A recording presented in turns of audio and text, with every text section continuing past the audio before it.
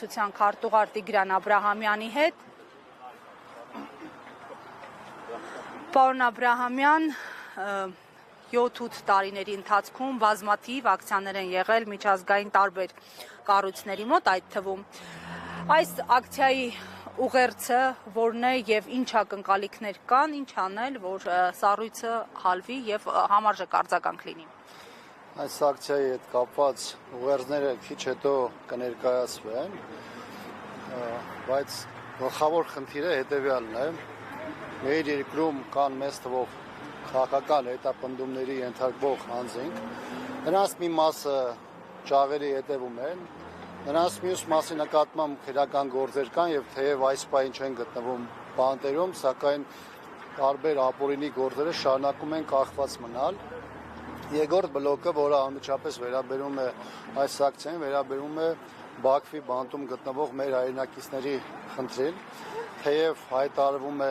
23 հայի մասին, Ադրբեջանը 23-ի մասին է հաստատում, բայց իրականում պատերազմից հետո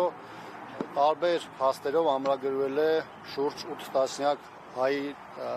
ադրբեջանական վերահսկողության տակ գտնվելը, որը Ադրբեջանը մինչև այս պահը հերքում է։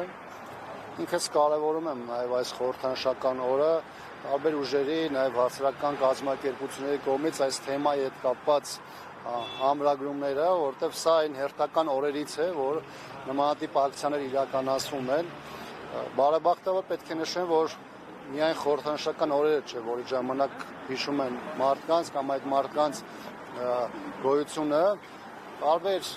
ուժեր, տարբեր գործիչներ, տարբեր ֆորմատներով անընդհատ հիշեցնում են ոչ միայն Հայաստանում մեր հանրությանը, այլ նաև միջազգային կառույցներին,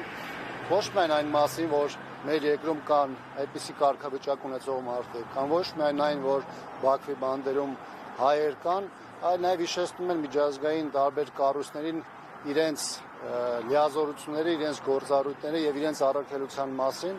որոնք հրճակվում են, սակայն ընտրովի են կիրառվում։ Ինչու են ընտրովի կիրառվում։ Գիտեք, տարբեր կառույցների դեպքում տարբեր են, հիմնականը, որը դիտարկելի է այսօր, դրանք աշխարհաքաղաքական շահերն են, երբ կա կոնկրետ քաղաքականություն, որը դիտվել է 2018 թվականը լրիվ այլ ձևով, 2018-ի այդ իրադարձությունից հետո լրիվ այլ դրսևորումներ է ստացել եւ միևնույն իրավիճակի, միևնույն իրադարձությունների հետ կապված Եվրոպական միության եւ տարբեր միջազգային կառույցների մոտեցումները եղել են եւ ուշադրությունը եղել են տարբեր։ Այն որ այս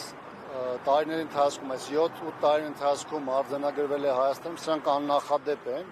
եւ վերջին երրորդ հանրապետության 3 տասնամյակի ընթացքում պարզապես չարձանագրված։ Կան օրինակներ, որոնք որևէ պայմաններում ամենածանր իրավիճակներում, նույնիսկ 90-ականներին, երբ որ նոր էր երրորդ հանրապետությունը ձևավորվում, նույնիսկ այդ ժամանակ իրենց արձանագրումը չեն ստացել եւ մեծ թվով կառույցներ, որոնք միջև այդ շատ չնչին կամ նույնիսկ իրավական որևէ կոնտեքստ ունեցող թեմաների շուրջ մշտական հայտարարություններ են արել 2018-ից հետո կամ ուշադրությունը կտրուկ նվազել է կամ դրանց նկատմամբ ուշադրությունը առհասարակ չի եղել։ Պարոն Աբրահամյան, եւ քաղբանտարկյալների առնչությամբ իշխանությունների կողմից հնչող մեկնաբանությունների մասին պնդում են, որ չկան Հայաստանում քաղբանտարկյալներ, պնդում են, որ պայքարում են հիբրիդային գործակալների դեմ, դրանց համար նույնիսկ նախատեսված են տարբեր դրամաշնորհներ, ինչ է ստացվում, ցանկացած ոք, ով դեմ է իշխանություններին, արդեն ավտոմատ կերպով համարվելու է հիբրիդային գործակալ։ Եկ մի բան է, թե ինչ է ասում իշխանությունը, մեկ այլ բան, թե ինչ է տեսնում հասարակությունը, բռնություններ, պալանավորումներ, բանտերում մարդկանց մեծաթիվ ներկայություն եւ իշխանության կողմից ներկայացվող կեղծ մեղադրանքներ, որոնք նույնիսկ թեմայի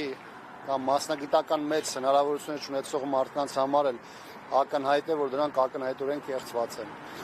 Ովքեր խոսում են բաներ, որոնք տարբերվում են իշխանության մոտեցումներից, դիրքորոշումներից, միանգամից հրճակվում են հանցագործներ, դրանց տարբեր պիտակներ են կպցնում,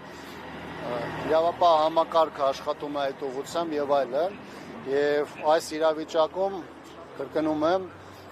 հանրության համար է արդեն ակնհայտ դարձել, թե ինչ է իրականում տեղի ունենում ում հետևից է գնում իշխանությունը, որովհետև իրական հանցագործները վխտում են փողոցներում, մեր պետության դեմ հանցագործություն իրականացած իշխանությունը նստած է իր աթոռներին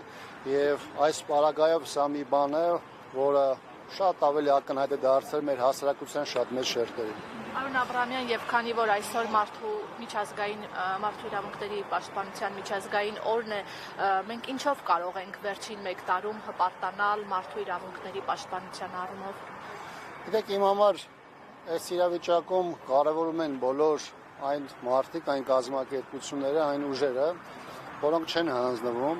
ովքեր շարունակում են աշխատել զեկույցներից մինչև հրապարակային խոսք, որտեղ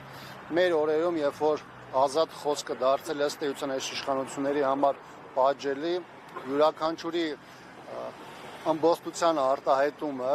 եւ իշխանության այս մերժողական քաղաքականության դեմ պայքարելը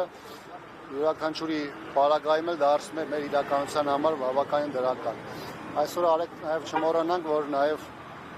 Լեռնային Ղարաբաղի Հանրապետության Սահմանադրության օրն է, սա հանրաքվեի օրն է առաջին հերթին, որը հետագայում նաև Սահմանադրությունը ընդունվեց,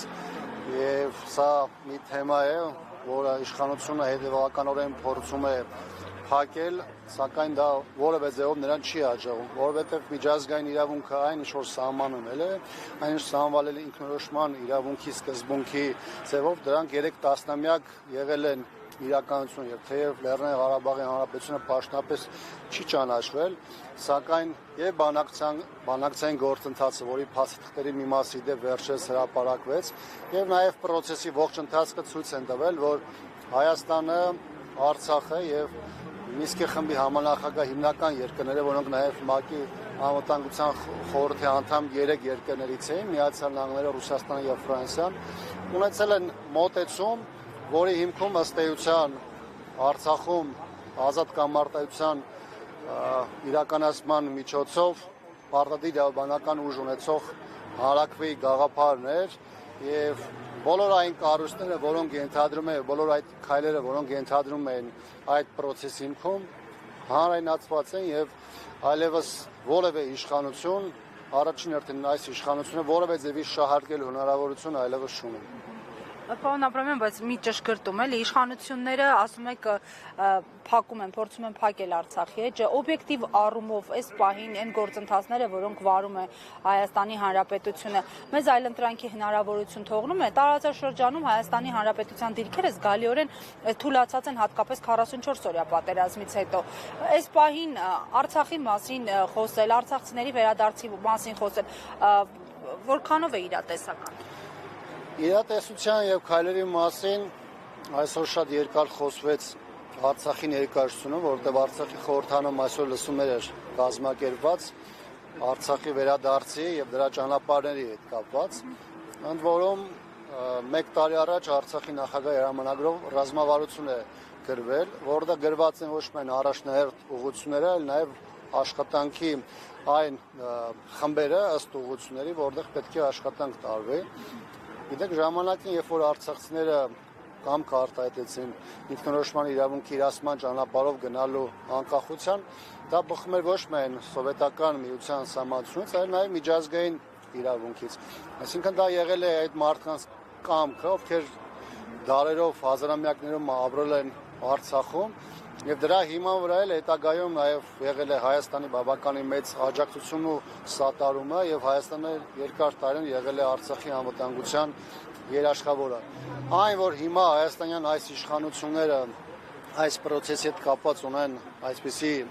դիրքորոշում եւ ըստ էության համարում են փակված, դա ինքնին բարդացնում է խնդիրը,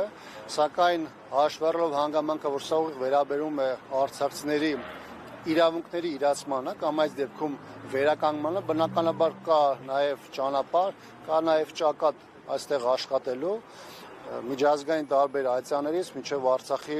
հոգևոր մշակութային ժառանգության պաշտպանության այդ հարցեր եւ բնականաբար եղած հնարավորությունները, որքան դրանք կլինեն, պետք է դրանցից օգտվել եւ այդ ուղղությամբ աշխատանք տանել։ Աբրահամյան, միջազգային իրավունքից խոսեցիք, այսօր նաև անհայտ կորած անձանց թեմայով էր ասուլիս կազմակերպվել եւ այնտեղ իրավապահները հազանգում են, մասնավորապես հարցին պատասխանելով, թե միջազգային դերակատարները ինչ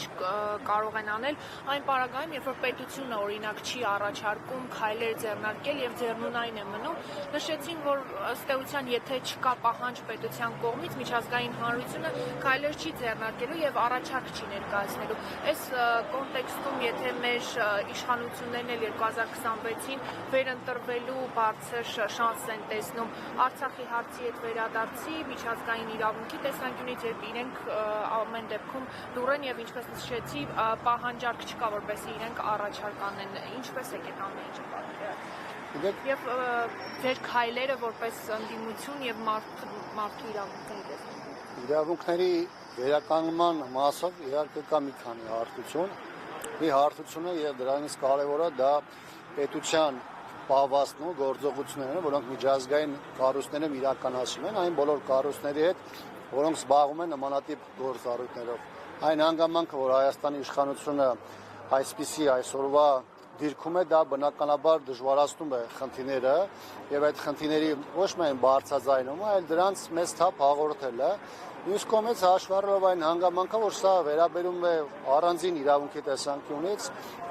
թեմաների, որոնց հետ կապված մարդիկ եւս անհատական սկզբունքով նաեւ տարբեր հասարակական կազմակերպությունների իրավապաշտպաններ են աշխատում, նաեւ աշխատանքը գնում է այդ ուղղությամբ։ Համաձայն եմ այն հանգամանքին, որ լրիվ այլ է իրավիճակը, երբ որ պետություն է մտնում այդ process-ի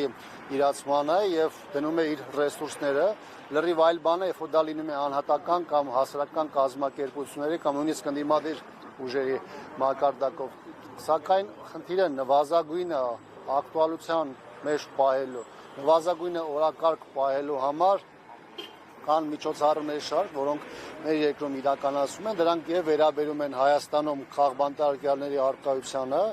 եւ իշխանությունների կողմից բռնությունների ճնշումների կիրառմանը եւ երկրորդ հարթությունում դրանք վերաբերում են Բաքվի բանտում գտնվող հայերին եւ նաեւ այն հայերին, որոնց հետ կապված Ադրբեջանը հաստատում չունի, բայց ինչպես արդեն նշեցի, տարբեր փաստական տվյալներ կան ձեռք բերված 8 տասնյակ հայերի այնտեղ գտնվելու մասին։ Շնորհակալ եմ։